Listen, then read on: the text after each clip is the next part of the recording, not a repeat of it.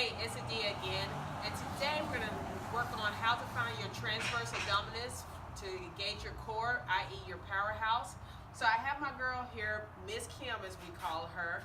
She came over to drop off a package, and the next thing you know, she is now part of the video. Say, hey, Miss Kim.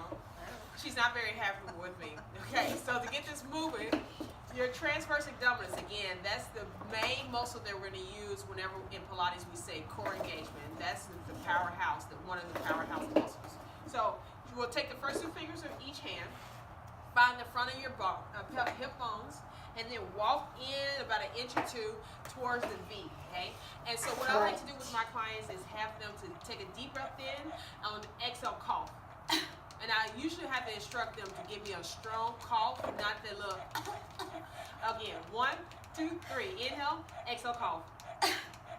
So then the question is, did you find or did you feel a muscle or something engage, pop underneath your finger? And the answer is yes. So she found the transverse abdominis. And then my next question would be, did you notice that it went up or it went in?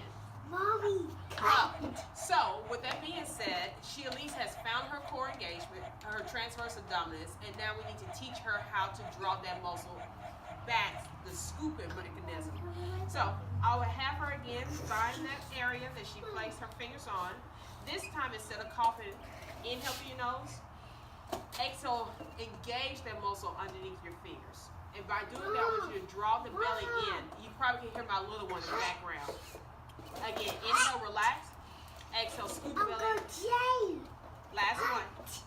Inhale through your nose. Exhale, engage.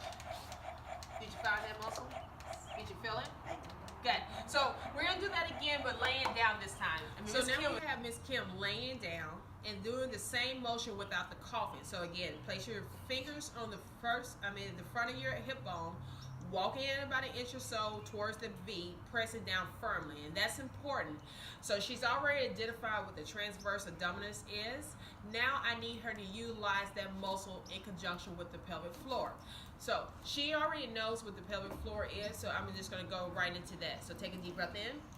Exhale, draw the belly in, so scoop and engage the pelvic floor. Did you feel a difference this time between when you didn't utilize the pelvic floor and now?